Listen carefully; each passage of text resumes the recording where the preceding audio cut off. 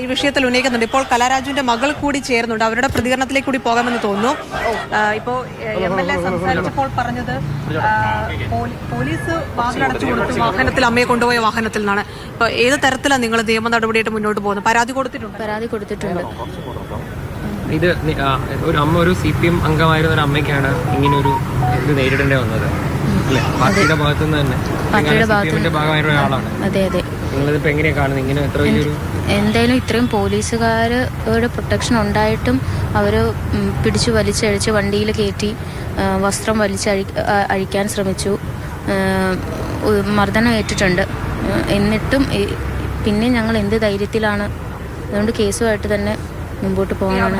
കൊച്ചിയിലെ കടവന്ത്രയിലേക്ക് ആശുപത്രിയിലേക്ക് വരാനുണ്ടായ സാഹചര്യം സുരക്ഷിതമല്ല എന്ന് നേരത്തെ MLA പറഞ്ഞ പോലെ ആ തോന്നൽ തന്നെയാണ്. സുരക്ഷിതമല്ല. പിന്നെ ചെറിയ രീതിയിലുള്ള നെഞ്ചുവേദന അങ്ങനെ കാര്യങ്ങളൊക്കെ ഉണ്ട്. അവിടെ നിന്ന് നല്ല ട്രീറ്റ്മെന്റ് കിട്ടുമെന്ന് തോന്നുന്നില്ല.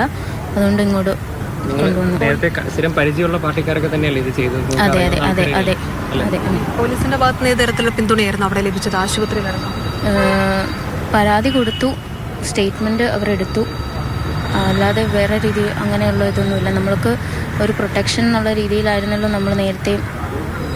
പക്ഷേ അത്രയും പോലീസുകാർ നോക്കി നിൽക്കുകയാണ്. അമ്മ വണ്ടിയിലേക്ക് വലിച്ചഴയ്ക്കുന്നതിന് മുമ്പ് അമ്മ പറയുന്നുണ്ടായി ഒരു പോലീസ് ഉദ്യോഗസ്ഥൻ്റെ അടുത്ത്, രക്ഷിക്കണം എന്നെ എങ്ങനെയെങ്കിലും. അപ്പോൾ നിങ്ങൾക്ക് എന്താ നിങ്ങളുടെ ആവശ്യം എന്ന് അവർ ചോദിക്കുകയുണ്ടായി. അപ്പോൾ അമ്മ പറഞ്ഞു എങ്ങനെയെങ്കിലും എന്നെ സേഫായിട്ട് മുനിസിപ്പാലിറ്റിക്ക് അകത്ത് എത്തിക്കാനാണ് പറഞ്ഞത്. അതിനു മുമ്പ് വലിച്ചഴച്ച് അവർ വണ്ടിയിലിട്ട് കൊണ്ടുപോവുകയാണ് ചെയ്തത്. ഈ ഘട്ടത്തിൽ ആദ്യം മുതൽ കൊടുത്ത പരാതികളടക്കം വീണ്ടും വെക്കുന്നുണ്ട്. അതായത് വീടുമായി ബന്ധപ്പെട്ട കാര്യങ്ങളൊക്കെ ആയിരുന്നല്ലോ ഇതിൻ്റെ തുടക്കമല്ലേ? ഇപ്പോൾ വോട്ട് ചെയ്യാൻ എത്തിയപ്പോഴാണല്ലോ ഇത്രയും പ്രശ്നം ഉണ്ടായത്. ജീവന് തന്നെ ആപത്തെന്ന് ഞങ്ങൾക്ക് തോന്നി. അതുകൊണ്ടാണ് പരാതി ഇപ്പം മുമ്പോട്ട് വെച്ചിരിക്കുന്നത്.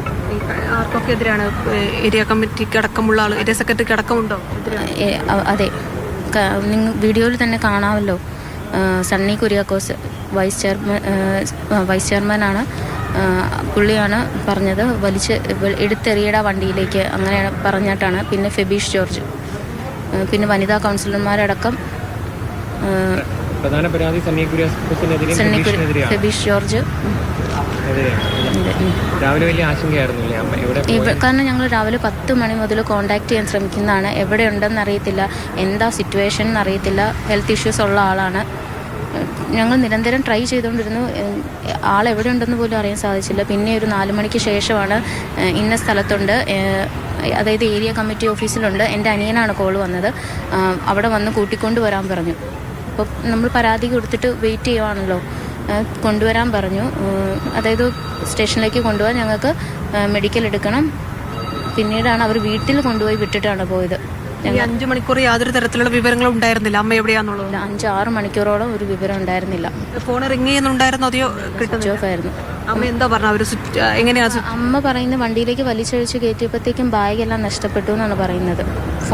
അതിലെല്ലാം ഡോക്യുമെന്റ്സ് എല്ലാം നഷ്ടപ്പെട്ടു എന്നാണ് പറയുന്നത്. ഇപ്പോൾ അമ്മയുടെ ആരോഗ്യസ്ഥിതി എങ്ങനെയുണ്ട്? ഇപ്പം അമ്മയ്ക്ക് നെഞ്ചുവേദനയുണ്ട്. കാല് ഡോറിൻ്റെ ഇടയിൽ വെച്ച് അവർ അടച്ചായിരുന്നു.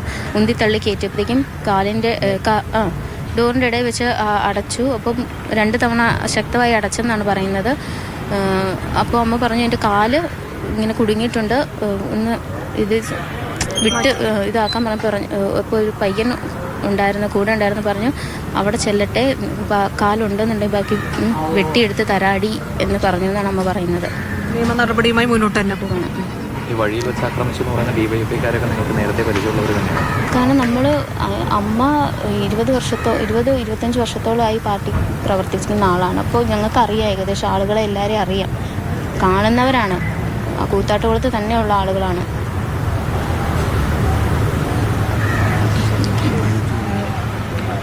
കലാരാജുവിന്റെ മകളാണ് ഇപ്പോൾ സംസാരിച്ചത്. നിയമ നടപടിയുമായി മുന്നോട്ട് പോകുമെന്നതാണ് അവർ വ്യക്തമാക്കുന്നത്. കാരണം ഈ വാഹനത്തിലുടനീളം സംഭവിച്ച കാര്യങ്ങൾ, അതിനുശേഷം 4-5 മണിക്കൂർ നേരം എവിടെയാണ് എന്ന് പോലും അറിയാതെ വലിയ പരിഭ്രാന്തി ഉണ്ടായി. പോലീസിന്റെ ഭാഗത്തുനിന്ന് യാതൊരു തരത്തിലുമുള്ള നീതി ലഭിച്ചില്ല എന്ന് നേരത്തെ മകളും അതിനു മുമ്പ് കലാരാജുവും വ്യക്തമാക്കിയിരുന്നു. കാരണം ഈ വാഹനത്തിലേക്ക് വലിച്ചിഴച്ചപ്പോൾ അവിടെ ഉണ്ടായിരുന്ന ഒരു പോലീസുകാരനോട് തന്നെ അവിടെ നിന്ന് മാറ്റി ഈ ഓഫീസിലേക്ക്, നഗരസഭ ഓഫീസിലേക്ക് കൊണ്ടുപോകണമെന്ന് കലാരാജു പറഞ്ഞു. പക്ഷേ അക്കാര്യത്തിലൊരു പിന്തുണ പിന്തുണ പോലീസിന്റെ ഭാഗത്തുനിന്ന് ലഭിച്ചില്ല. മാത്രമല്ല നേരത്തെ മാത്യു കുഴൽനാടൻ അടക്കം ഉന്നയിച്ചിരിക്കുന്ന ആരോപണം പോലീസാണ് ഈ ചെയർപേഴ്സന്റെ വാഹനത്തിന് വഴിയൊരുക്കിയത്, മറ്റു വാഹനങ്ങൾ മാറ്റി അവിടെ നിന്ന് അതിവേഗം കടന്നു പോകാൻ പോലീസാണ് വഴിയൊരുക്കിയതെന്നൊരു ഗുരുതര ആരോപണം നേരത്തെ കോൺഗ്രസ് MLA അടക്കം മുന്നോട്ട് വെക്കുന്നുണ്ട്. കൗൺസിലർമാർ അടക്കം പറയുന്നത് DYSP വാതിലടച്ചു കൊടുത്തു എന്ന തരത്തിലുള്ള ആരോപണം അവർ മുന്നോട്ട് വെക്കുന്നുണ്ട്. എന്തായാലും മകളടക്കം പറയുന്നത് നിയമ നടപടിയുമായി മുന്നോട്ട് പോകും. കണ്ടാൽ അറിയുന്ന ആളുകളാണ്, ചെയർപേഴ്സൺ അടക്കമുള്ള ആളുകളാണ് വലിച്ചു വണ്ടിയിൽ കയറി എടുത്തിട് എന്ന് പറഞ്ഞത്.